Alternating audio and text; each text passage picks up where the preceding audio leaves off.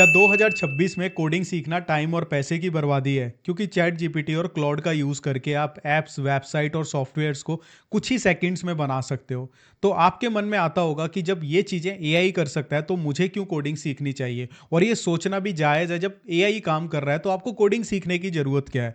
तो बहुत सारे स्टूडेंट्स हैं जो कन्फ्यूज़ हो जाते हैं इन चीज़ों को देखकर कि हम ये सीखें या फिर ना सीखें। तो मैं आपसे रिक्वेस्ट करूँगा, सिर्फ़ और सिर्फ़ 5 से 7 मिनट आप इस वीडियो को दें। आपके सारे कन्फ्यूजन्स दूर हो जाएंगे और आप डिसाइड कर पाओगे आपको कोडिंग सीखनी चाहिए या नहीं सीखनी चाहिए। क्योंकि सोशल मीडिया पर दोनों तरह की बातें हो रही हैं। एक साइड आप देखोगे, एक वीडियो आपको दिखती है कि कोडिंग को ख़त्म कर दिया एआई ने, अब कोडिंग का कोई काम नहीं है, प्रोग्रामर्स का कोई काम नहीं है, सारे काम एआई कर रहा है। दूसरी साइड आपको एक वीडियो दिखती है जहाँ पे बोला जाता है कि आप ये कोडिंग सीख लो, इससे आपको पर एनम इतने लाख का पैकेज मिल जाएगा। ऐसे में दोनों चीज़ों को देखकर स्टूडेंट्स कंफ्यूज हो जाते हैं कि भाई हम कौन सी दिशा में जाएं, हम एक्चुअल में सीखें कोडिंग या नहीं सीखें। तो ये सारी चीज़ें, ये सारा कंफ्यूजन आपका भाई आपके दूर करने वाला है और आपको प्रैक्टिकल चीज़ें बताने वाला हूं जिससे आप डिसाइड कर पाओगे कि आपको सीखनी है कोडिंग या फिर नहीं सीखनी है। चलो मैं आपके इस कंफ्यूजन को और डर को थोड़ा सा दूर करता हूं। मैं आपसे एक सवाल पूछता हूं, कैलकुलेटर के आने से क्या मैथमेटिक्स की जो नीड थी वो खत्म हो गई? या फिर मैं आपको कहूं फोटोशॉप आया, फोटोशॉप के आने से क्या पेंटर्स गायब हो गए? बिल्कुल भी नहीं। एक और एग्जांपल लेते हैं, क्या न्यूज़ ऐप्स के आने से, वेबसाइट्स के आने से न्यूज़पेपर बंटने बंद हो गए? नहीं ना। तो एआई टूल्स जो वेबसाइट, ऐप्स और सॉफ्टवेयर्स को बनाते हैं वो एक कैलकुलेटर की तरह है प्रोग्रामर्स के लिए। आपको एआई कभी रिप्लेस नहीं करेगा, लेकिन आपको वो इंसान जरूर रिप्लेस कर देगा जो एआई के साथ कोडिंग जानता है। तो आप इस चीज़ को ध्यान रखना। अब मैं आपको ये प्रैक्टिकली बताता हूँ कैसे आपको वो इंसान रिप्लेस कर सकता है जिसको एआई भी आता है और कोडिंग भी आती है। सपोज करो आप सिर्फ कोडिंग सीख लेते हो, है ना? आपने कोडिंग सीख ली लेकिन आपने एआई का यूज़ करना नहीं सीखा। अब जो इंसान एआई को भी जानता है और कोडिंग को भी जानता है वो क्या करेगा?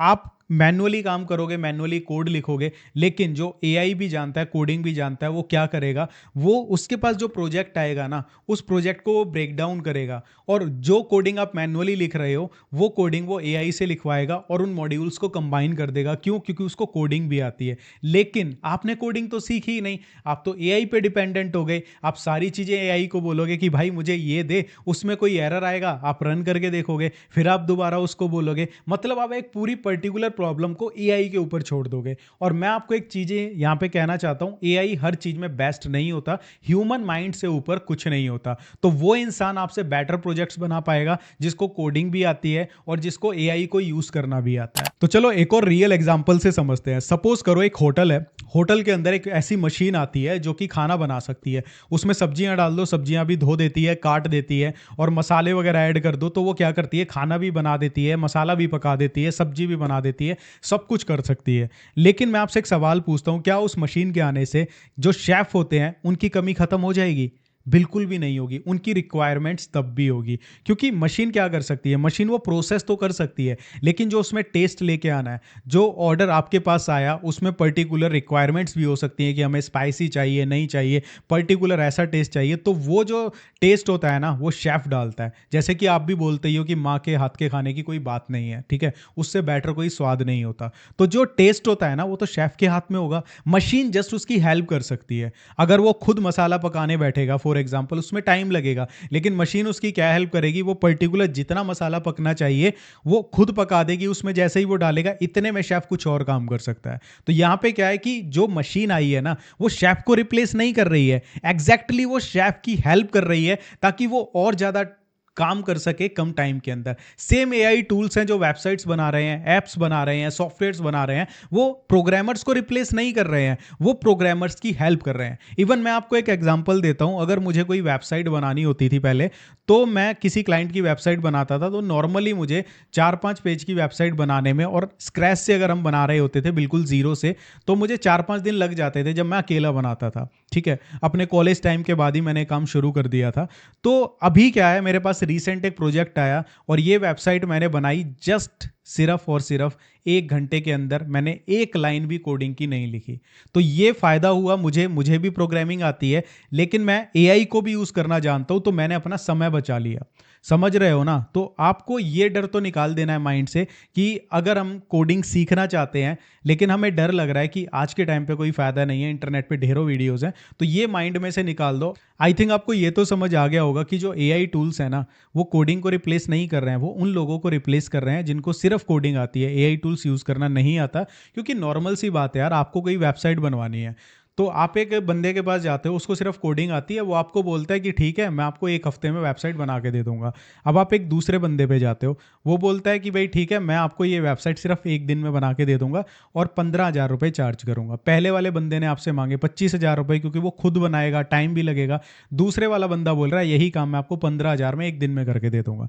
आप क्या डिसाइड करोगे? दूसरे वाले से करवाओगे, पैसा भी बच रहा है और जल्दी भी मिल रहा है। सेम चीज़ यहाँ पे होने वाली है, तो कन्फ्यूज़ बिल्कुल भी नहीं होना है। जिस भी फील्ड से रिलेटेड आप कोडिंग सीखना चाहते हो ना, सीखो आज के टाइम के हिसाब से। बिल्कुल भी उस चीज़ की टेंशन नहीं लेनी कि हाँ, बंद हो जाएगी, नहीं होगी। आई थिंक इससे आप समझ चुके हो कि आपको डिसीजन क्या लेना चाहिए। तो आपकी कन्फ्यूजन तो दूर हो गई, लेकिन अब बात आती है कि आपको सीखना क्या है एक्चुअली में। तो यहाँ पे मैंने 3 पॉइंट्स बनाए हैं।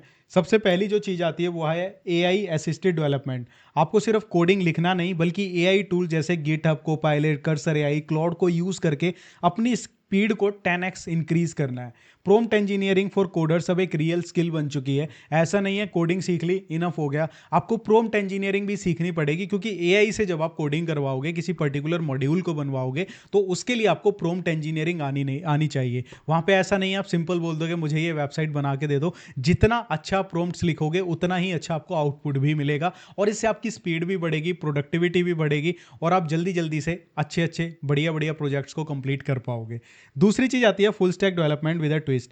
वेब और मोबाइल ऐप्स की डिमांड कभी खत्म नहीं होगी, आपको भी पता है, लेकिन अब आपको next dot JS, reactive native या फ्लटर के साथ साथ बैकएंड एज अ सर्विस जैसे सुपर बेस या फायर बेस को इंटीग्रेट करना भी आना चाहिए।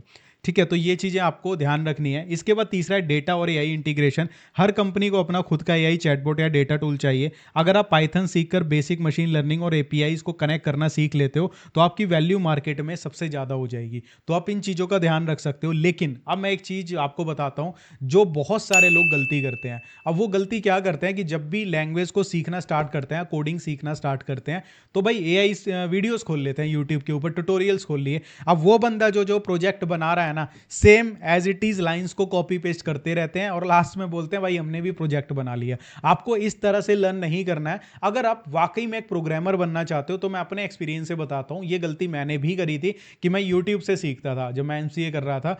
तो जो वो बंदा बना रहा है ना, सेम टू सेम मैं बनाता था। तो इससे दिक्कत क्या हुई बाद में मुझे, कि मेरा खुद का माइंड ना डेवलप नहीं हुआ कि मैं अपने लॉजिक्स लगा सकूं, मैं किसी प्रॉब्लम को देख के खुद का कोड डिजाइन कर सकूं। तो मुझे उससे बाहर निकलने में काफी टाइम लगा। लेकिन अगर आप स्टार्ट कर रहे हो सीखना, वीडियोस देखो, वहां से सीखो, लेकिन कंसेप्ट्स को समझो, सिंटैक्स को समझो कोडिंग के कि एक्चुअल में है क्या चीजें हैं।